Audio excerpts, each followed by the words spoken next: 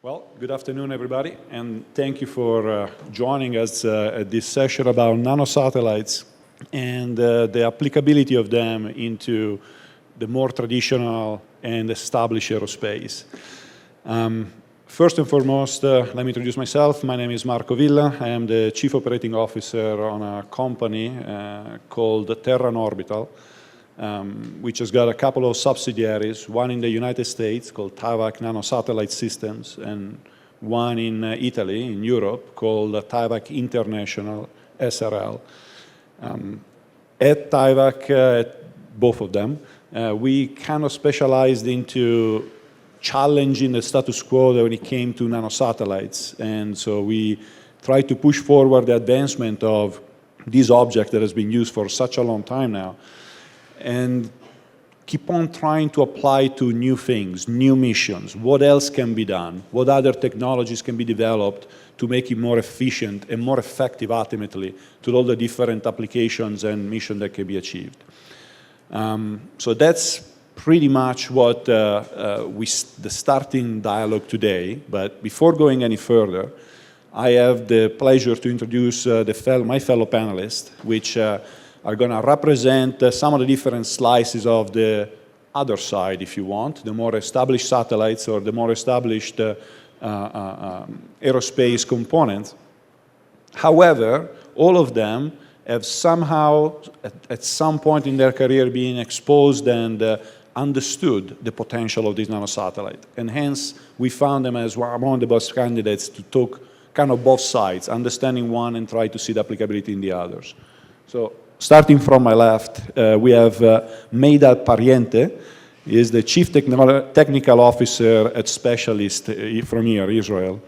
Meidad has been currently at Specialist, but has been advising and working for ISIs for many years. He has been working pretty much on the entire AMOS series, AMOS 1, 2, 3, 5, and 6, with different responsibilities along the way. Amos 4, he was on vacation, so he didn't work that one. And during that time, he has received multiple awards, usually, or for the most part, in topics related to business and technology. So Business Improvement Awards, MDP Space Manager Award, and also the highly sought the IAI Vice President Award. As well, Meidad has been working with the Israeli universities and high school to make the first satellite, the Duchifat one. Duchifat, my pronunciation is lacking. There was the first Israeli nanosatellites and got launched in June 2014. So welcome, Meidad, and thank you for being here. Right next to me on the left, there is instead Giorgio Saccoccia. Giorgio is the head of the Propulsion and Aerothermodynamics Division of ESTEC, ESA. He has previously worked in multiple Italian companies in the field of aircraft engineering and spacecraft propulsion. Has worked as a propulsion engineer and head of the Electric and Advanced Propulsion Division at ESA as well. And other significant responsibilities were headed to or has been involving Technical Director Representative in the Exploration Coordination Committee, but also as the initiator and coordinator of the European Exploration Technology Roadmap. So welcome, Giorgio. Right next to me to the right, we have David Korsmeyer. David comes from NASA Ames, where he is the Director of Engineering. He has 50 technical publications and is currently active in several aerospace organizations. He led, at some point, the Near-Earth Object Mission Concept Study. That was in 2006. That was a NASA effort. He directly supported President Obama's 2009 Human Spaceflight Review. And most importantly, he is a huge advocate for small spacecraft and NanoSat's to support NASA missions. So, welcome, David. And last but not least, we have Menggu Cho. Menggu is the Director, Laboratory of Spacecraft Environment Interaction Engineering at the Kyosho Institute of Technology in Japan. He has been associated to multiple universities in Japan, especially Kobe University, And as a technical associate to the International Space University in France, and also an assistant associate professor at KIT in Japan.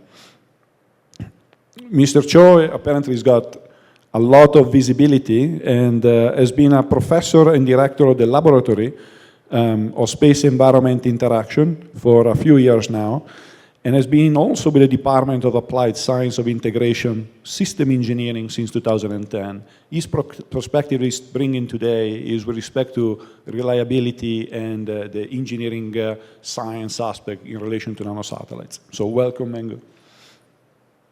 So why are we here today? Why did we wanted to create this panel? Was to try to look at the entire aspect of nanosatellites from a little different perspective. So they have been around for now, how many? 15, 16 years. And although 15, 16 years ago, there were effectively a university effort, they were merely a university curiosity for a lot of people. Today, I don't know if everybody knows, there are a tremendous amount of extremely advanced vehicles that are done up, from the 1 kilogram to the 25 kilograms or so, and even less. So speaking in U's of the CubeSats, since it seems to be the lingo everybody speaks today, from the 1U all the way to 12 or 27 U's. What happened in these 15, 16 years has been actually pretty interesting. Universities have kept on progressing and kept on developing new technology. And from my point of view, the most important thing university has been doing all around the world, by the way, has been creating new and new worker, employees and students at the time, able to understand and to exploit all the benefits of the nanosatellite. On the other side, once you try to have a business in this world, you have to try to understand how to make it happen in the proper way. And two things happened. One has been try to leverage as much as possible to the commercial electronics. There is billions of dollars spent every year in R&D in commercial electronics. Why not use that? And that was one of the starting points of nanosatellites in the commercial world. Versus on the other side, there was, okay, now we have the electronics, what do we do with it? So everybody went and looked at the more established company, the more established missions, organization, and they say, what do you have that I can borrow? And the key word in nanosatellites is usually tailor, which is a short name for, I'm going to pick and choose pretty much what I like or what you do, what makes most sense for me, and I'm going to try to use it that way. As you can imagine, this approach has its advantages, has got its flaws, but over 15 years has been able to keep on iterating among itself, and I speak always of community because there has been a lot of dialogue between all the different players in this community. So this iteration kept on getting better and better and better. And now the common understanding is that it reached a maturity where actually you can count on it. When I say maturity, it's a word that implies technology availability, it implies accepted reliability, it implies understandable mission assurance, all of the important components where actually you can create a business around it, a sustainable one, and keep on going. So now we found today with a developed industry, developed technology, developed people, is it the time to turn the table around? Is it the time for the established aerospace companies, organization to look back, look down, like many often they have been doing, but not just giving suggestions from the top down, but really look into that. Are there processes, or are there people, or are there technology that can be applied either directly or with some modification to make the established aerospace company better, to make them less expensive, with less time, effectively to tailor back on the other direction all the different positive things in a nanosatellite world that would make their business better. It's definitely not a dialogue that will be concluded today. I think is one of the beginning of this discussion. There wasn't the possibility to have the discussion before. So I wanted to start stirring the pot a little bit and challenging kind of like some of the representatives of this established aerospace and see where we can go from there. So with that, I'm going to start with a few questions, and we're going to go around. From the audience, if you want to interrupt with any question at some point, I ask you to please let our panelists finish, and then if you want to intervene more, I'm happy to take your questions. I'm going to start with you, Mango Joe. And I'm very curious, we talk about born in the university. I'm very curious from your point of view, and especially from the point of view of nanosatellite reliability and the whole system engineering and mission assurance, how have you seen that developing through the years? Well, yes, at my organization's Kyushu Institute of Technologies, I run a testing center, called Center for Nanosatellite Testings.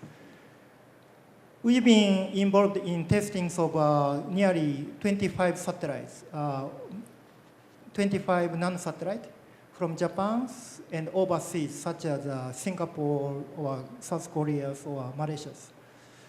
And we are capable of testing satellite up to 50 centimeters or 50 kilos. And we have seen many university satellites. And reliability of university satellites, I have to still say that they are still low. But having said that, I see the sign of improvement, and especially the university who built and launched satellite before, they are improving. So the success rate of those universities is getting higher. However, still, I see the new universities, newcomers who enter to the space, they still fail very badly. And from that one, I can see that information sharings, the lessons learned within the same organizations, it can be handed over very well. I think perhaps through the professors or the staffs, because students graduate.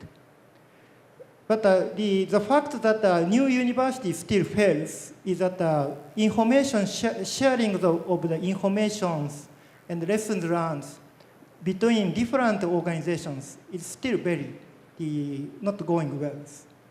So I think the solutions would be some kind of systematic way to share the informations, like having some kind of textbooks of best practice for nanosatellite project or the lessons learned.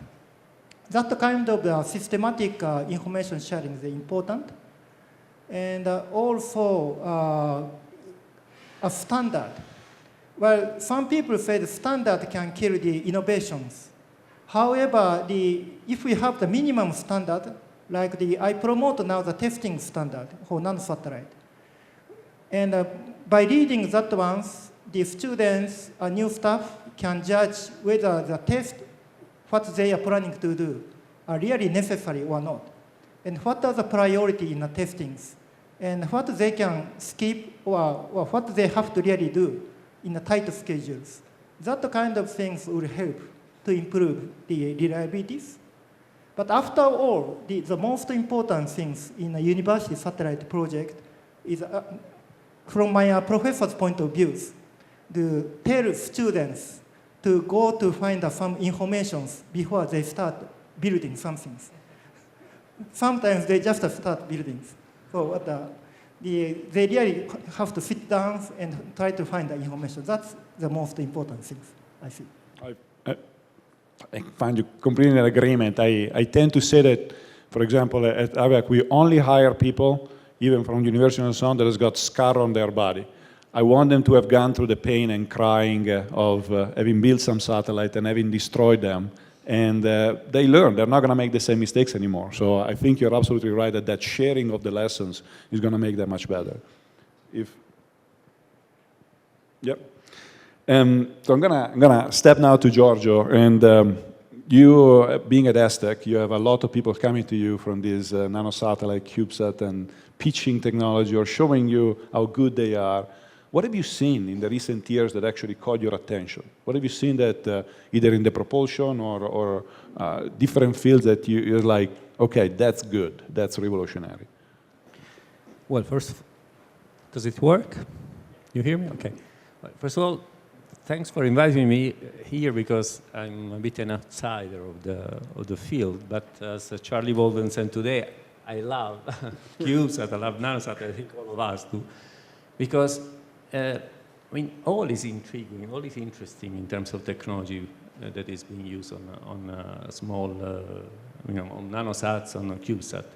Because, I mean, the challenge is really great, it's really big to be capable to miniaturize, to reduce not just the mass, but the size and the volumes of the key technologies. And it's funny, what I see is that there is a better attitude in introducing small technology, small technologies to be flown on NanoSats in areas where people have started doing technologies more recently in areas of electronic, etc. I was quite astonished when I visited your company and you told me that you are hiring a lot of engineers coming from the area of video gaming, etc. This is a new type of profile that is needed to do to work on a field like NanoSat. And why this? Because on a small satellite, there are things that you cannot do in a conventional way, as it was done or is still being done on a large satellite. Maybe a NanoSat cannot afford to communicate a lot, for example, with ground, because you need to have antennas that have a size or a mass that you cannot afford. That's why you invest on new communication system like optical communication system, laser. I think NASA launched something, what was it, yesterday, 2 days ago, with testing laser communication in orbit. You need autonomy. Autonomy has a lot of what you can learn out of, I guess, computer gaming magic.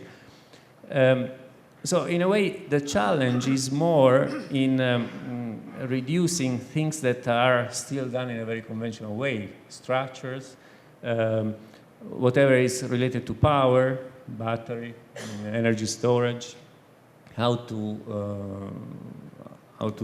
get your energy on board. So you need to have more efficient solar cells or introduce new ways to deploy your, to have large size panels. So how to deploy them maybe in a completely different way than what is been done so far. So what I would say is that in general, a small satellite is a smart machine, much smarter than what we can afford. Let's face it, spacecrafts are extremely conventional. The classical space technology is very slow in introducing innovation. A small satellite, either an academic one or an industrial one, a commercial one, maybe can afford to cut corners, to get to a new solution quicker than what we do maybe in institutional large satellite. For example, a lot can be taken from the web technologies. I'm sure that if we can get rid of wires, we will do it. We will use Wi-Fi to communicate different parts on the same satellite or between satellites, because we will have satellites cooperating and working together, NanoSats. We are working, many people are working on formation flying of NanoSats, rendezvous and docking. I'm very interested in that because of my exploration interest. Rendezvous and docking on satellites that have to work on their own for a while and then get together.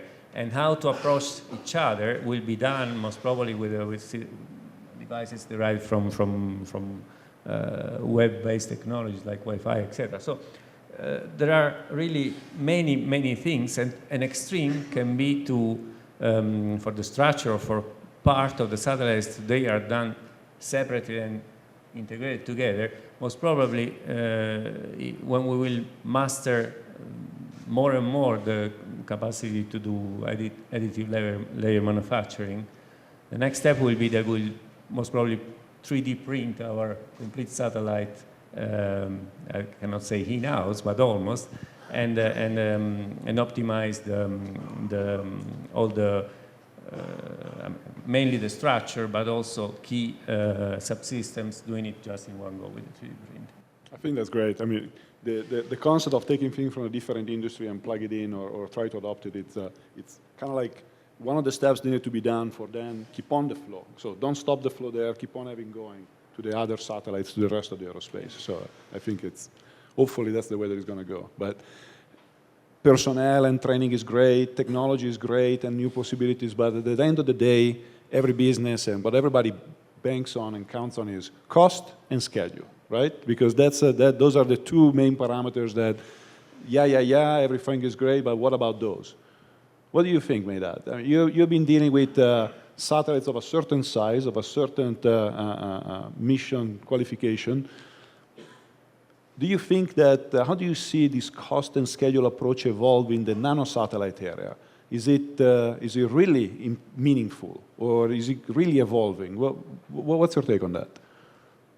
First of all, I think I've been lucky to be involved with the satellites from several tons down to several 100 grams.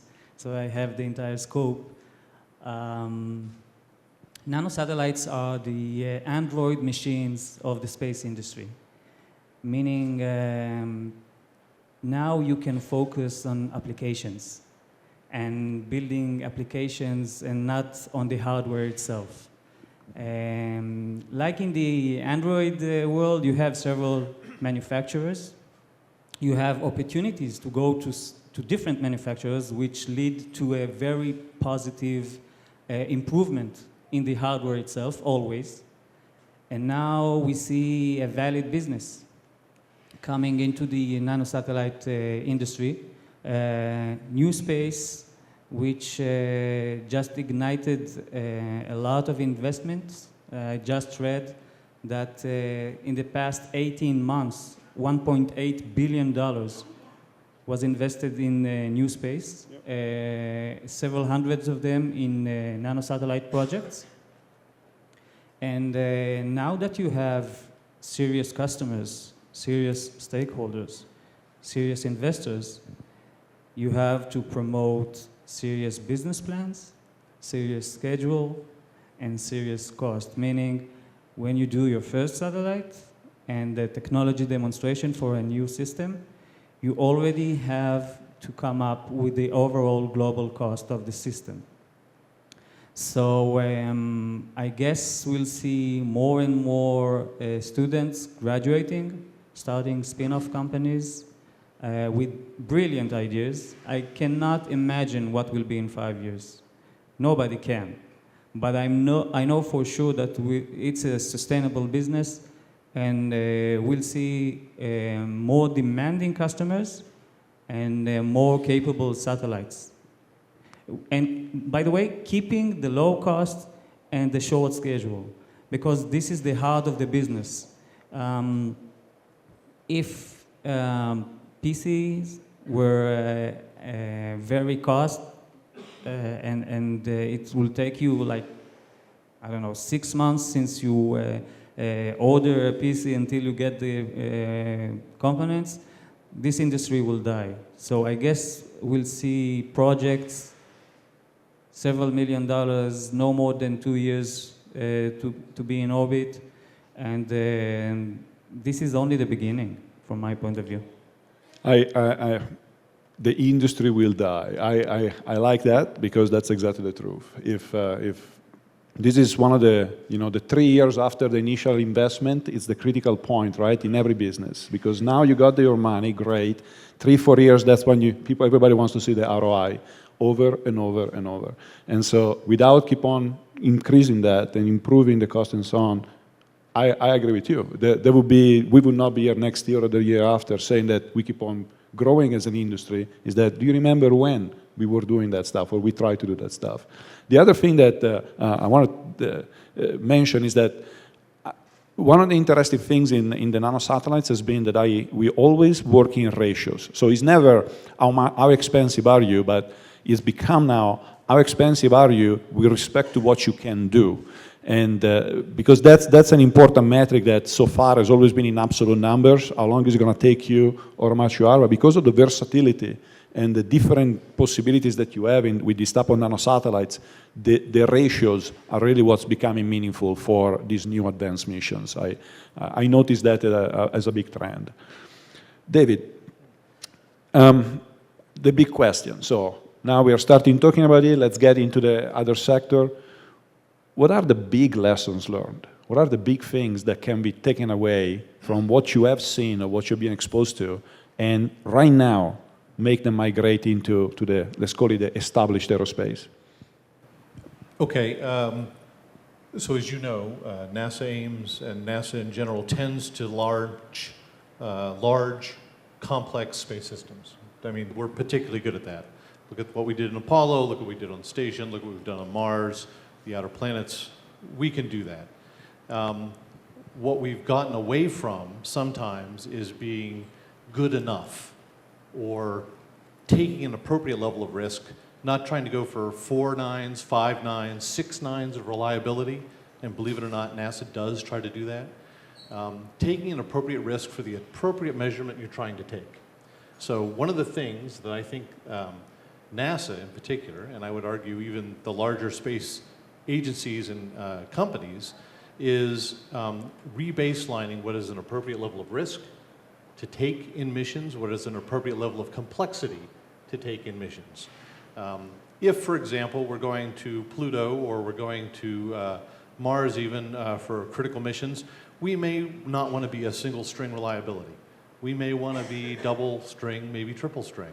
However, on a CubeSat, on a NanoSat, because of the form factor, the size, the complexity, simply you're trying to do too many things, you can't really manage multiple strings of redundancy, or you have your redundancy in degraded modes of operation. So what we do now, which is either we're 100% fully operational, we maybe move to a secondary string, or we go into a safe mode and become dumb and stupid for days until we work out everything. We should look at, as the NanoSats do, and as the smaller systems do, looking at selective redundancy in areas that are only critical to getting the mission done and only critical to getting the data back, and maybe looking at safe modes that aren't truly safe modes but are degraded modes. And look at spending the cost of the engineering, the non-recurring engineering that you're going to do. That is the true cost you can't squeeze down beyond a certain finite level. You're gonna do non-recurring engineering. But the parts that you buy, we buy extremely highly rated S-class parts that are high radiation environment, and we'll put them in low Earth orbit. Why?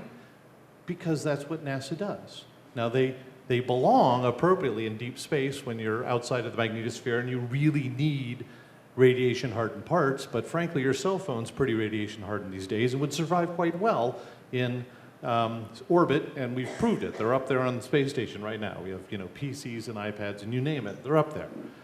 So we know that a lot of commercial technology is quite viable in low Earth orbit, but still NASA requires very high grade parts, very high expense engineering and redundancy on what could be much more mundane, mundane missions. And instead of spending a lot on the parts, we could spend a lot on the engineering, and when one fails, we could very cheaply buy another one and launch it. I think that's one of the great opportunities we have with a much more robust launch environment now that we've got, through also NanoSats being canisterized, right? They're launched, turned off. Now, if you're not in the space industry, you don't understand that doesn't mean anything. Spacecraft and spacecraft makers like to launch with their spacecraft on. They want to have their system booted, turned on, and they want to get telemetry so they see how well their spacecraft is working as it's launching into orbit. NanoSats, by definition, are put in a can, are turned off and unplugged and only launched after the primary mission is done. That allows us to be much more benign to the launch vehicle. They don't have to go through so many safety reviews. They're in a can, for God's sake, and they're turned off. So they're much less threatening to the launch vehicle. It makes launch integration so much simpler. I can go on. There's a lot of lessons coming out of NanoSats and CubeSats that I think larger, not even much larger, maybe the size of the table, but also maybe as large as the room, spacecraft could greatly benefit from. I like that. And let me piggyback quickly on the launch side. That was actually one of the first areas where we personally have seen people coming and say, We like what you do with those process of the deployers and the safety aspect and everything else. Can you do the same for my satellite? And I was like, yeah, sure. How big is your satellite? 500 kilograms. I was like, interesting. Well, let me put the deployer aside. I can't make that makes no sense to make a deployer that big. But what about everything else? And in fact, we have been working with somebody to exactly do that. And their cost went down for the launch. Their time went down for delivery and everything else. All they had to do was to take some faith that actually some of these processes to less work, less ICDs, and so on, but more focused were actually useful for them. And so far, they're keeping a tab. Actually, it's pretty funny because they keep a tag of how much money we have saved today. And so they keep on rolling their way. I don't know where it's going to end up, to be honest with you, because I think it's a new area where we're trying to find a way. But I found it interesting that somebody was starting to take the chance exactly on the launch side. So just one other thought there. Giorgio, I'll come back to you, since you love CubeSats. Let's go into your specific field, propulsion. Mission to the different planets, mission to geos, meaningful missions. None of these are possible, bare none, without a good propulsion system. Good propulsion system that can be in different ways because the needs are different, from ADCS to changing the orbit to sustaining an orbit. In this specific topic, in this specific field, which seems to be the one lagging more behind than everybody else in the nanosatellite arena, what have you seen? What do you expect in the future? Well, many nanosats have been done without propulsion at all, and they did their job. But of course, if you want to do a more sophisticated mission, and there will be more and more in the future, you will need propulsion. You need to give the opportunity to the satellites to move, to go to places where they're supposed to be, and etc. Now, I want to make a comment about if you want more a philosophical approach on propulsion and satellites. I've been spending large part of my professional career with trying to sell electric propulsion. Nowadays, everybody talks about electric propulsion. It's a paradise if you want. But I remember years ago, it was rather difficult to convince people to do the step in adopting electric propulsion, even on mission, like commercial mission, where the advantage was evident. And why was this? Because it was difficult to think, to adapt, or to, let's say, electric propulsion had to be adapted to an architecture which was a conventional architecture, designed to host big tanks for chemical propulsion, etc., etc. So the dream was, how would it be if we could design a satellite that take maximum advantage of a high-efficient electric propulsion system that allows small tanks. You can have a completely different architecture. You can do a structure different, etc. Now, with NanoSats, this is happening. I believe that one of the reasons why NanoSats are different is that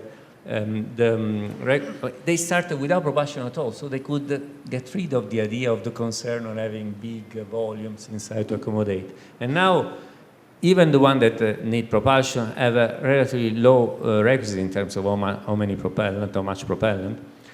But of course, making use of efficient propulsion systems like indeed electric propulsion or I don't know, heated up gas, very simple propulsion system, gas-based propulsion system, where you can heat up the propellant, you can still save a lot of propellant. You can make very small the reservoir, and so your satellite will be very, very compact, very dense, and innovative in a way. So going to the technologies that are certainly very promising for future innovative nanosats and CubeSats. Indeed, electric propulsion is already there. There have been satellites already flown with pulse plasma thrusters, which are very efficient engines that can perform already at a level of 1,000 seconds of specific impulse, which is, we're talking about something like 3-4 times more efficient than a classical chemical propulsion system. We have very simple solid propellant engine based on the fact that you can just consume different reservoirs of solid propellant, knowing in advance already the type of mission you expect to do. So there is really a lot of innovation. And now we know that there are a more complex propulsion system, full electric propulsion system like Hall effect thrusters, ion engines, that are being miniaturized in such a way to be adaptable to the size of a small satellite. Of course, what you need is power. We don't need that much power as for a big telecom, of course, in the order of kilowatt, but still you need some watts, some tens of watts that on a small satellite can be a challenge. But because the payloads of those commercial satellites in particular will be demanding, power demanding, with a proper missionization of the proper operation, you can use, of course, your power on board when it's needed before your payload is switched on. So the bigger satellite can exploit more a technology that was developed and started to use on the small just one. indeed anticipating what I wanted to say now is that, and this completes also your previous question, the interesting thing of technology for small sat is not just the technology per se, but the fact that the small satellites, NanoSat's, the CubeSat, nowadays can be used as technology demonstrators, and propulsion is one of the typical cases of those, but also for many other type of technologies, are technology demonstrators, easy, quick technology demonstration for things that can then be used for very, much more sophisticated, much bigger satellites. So it's really an opportunity which wasn't there before, that certainly must be explored, in my opinion. I like that.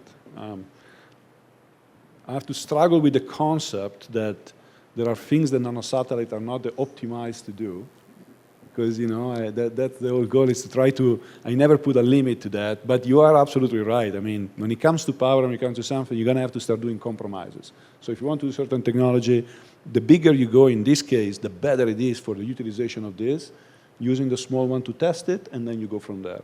I love that. Different applications, Mangu Cho. What do you think? Now we have propulsion. Now we know we can use it. Now we know what else are our advantages. In the more traditional applications that so far has been only tackled by the bigger satellite, think about telecom, or think about EO, or think about other things. Which one do you see with the most potential to be either directly done with nanosatellites or microsatellites, or that can directly adopt lessons learned from this community to make them a new generation? Well, first of all, to apply the technologies in nanosatellites to bigger satellites, the biggest challenge is how to assure the reliability of the COTS components, and especially those radiation parts.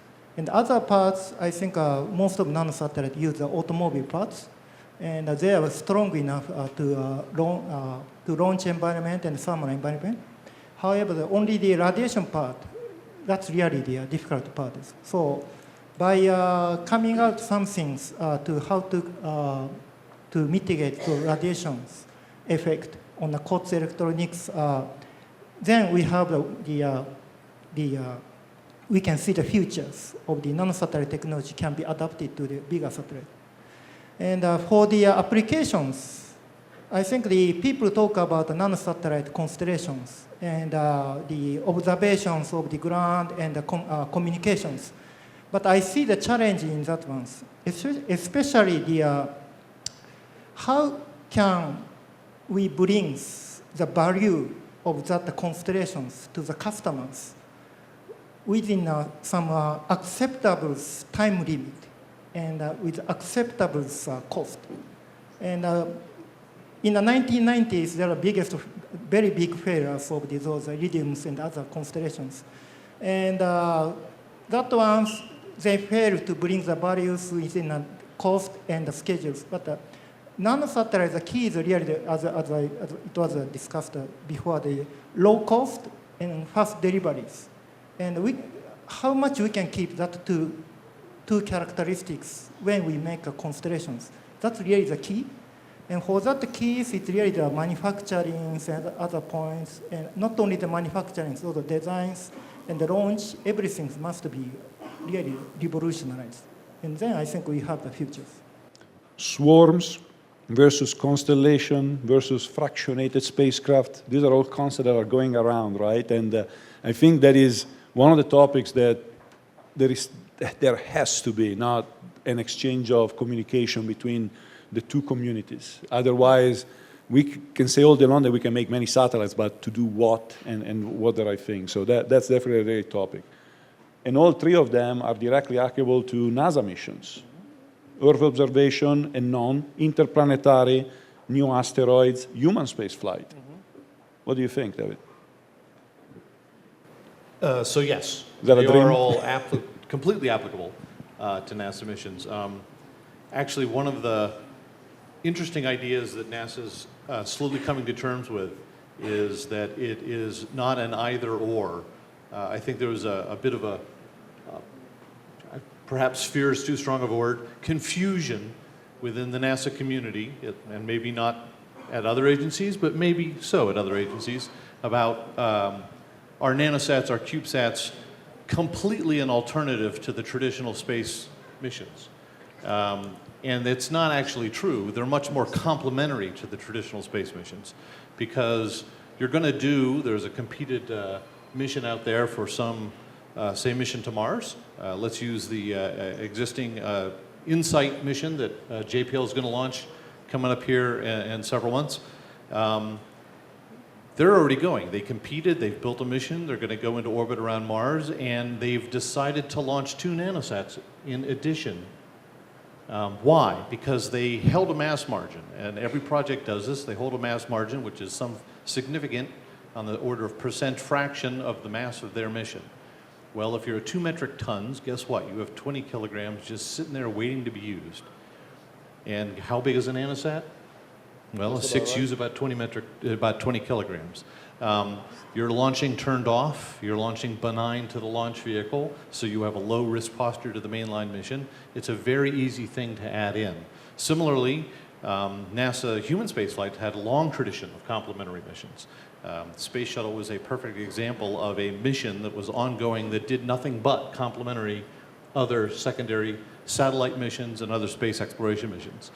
They had the thing in the 80s called the gas canisters, the getaway specials, which was a small literal can that was set in the shuttle, and small universities or other groups would deploy small payloads from that point.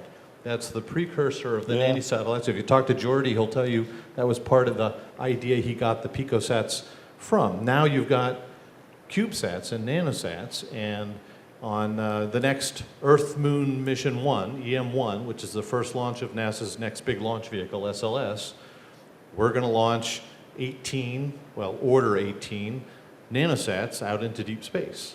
On every launch up to station now, on the commercial resupply, we launch a whole series of NanoSats, right? So they're nothing but highly complementary to NASA's missions, to mainline space missions, and in particular to human spaceflight missions. I love it, and less fear of actually using them and adopting them. That's the important thing. I'm going to close very quickly, Medad. We are running out of time, but what I think is one of the most important things at the end of the day, you know, I always ping you on the business side because I like that. Processes. So the whole aspect of processes rather than just products. Is that the number one thing that actually is going to be, is that the number one thing that's going to be adopted by bigger or more established companies?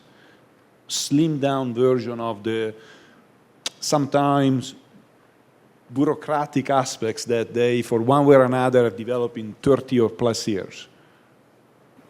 I think you're absolutely right. There's a saying in Hebrew, Mikol Talmidai Iskalti, which means I can learn from each and every student I had.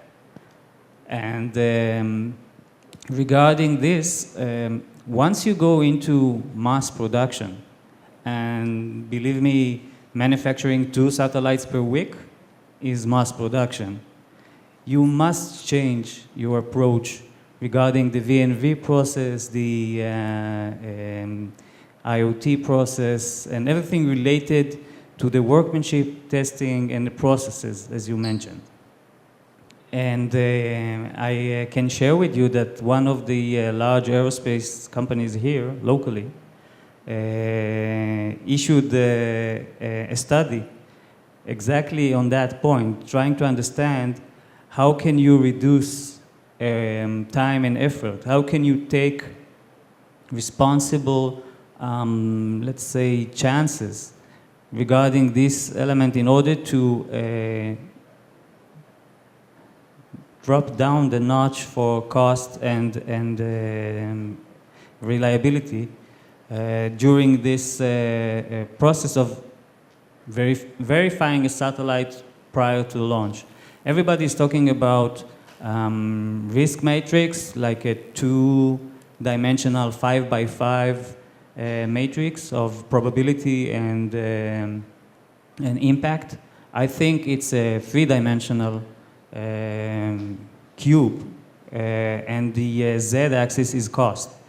So if you have a 5x5x5 matrix, you can better analyze what you need to test and what you need to verify. No 4 nines, no 5 nines, not even 3 sigma, in order to achieve good enough mission. Especially if you're going to constellation, just remember that failing depends on how you just specify the mission. So you can have redundancy within a constellation, not within a specific satellite. Sure. As long as you perform what the customer paid for, it's a success. I'm going to keep in my mind the image of, to go full circle, of a CubeSat, so a cube being in charge of the reliability for all future spacecraft. That would be mind-blowing. So with that first circle things, we're done. We ran out of questions. I really appreciate your insight. Your insight on both directions has been extremely valuable. Thank you, Manchu. Thank you, David. Thank you, George. And thank you, Maydad. So with that, the session is concluded.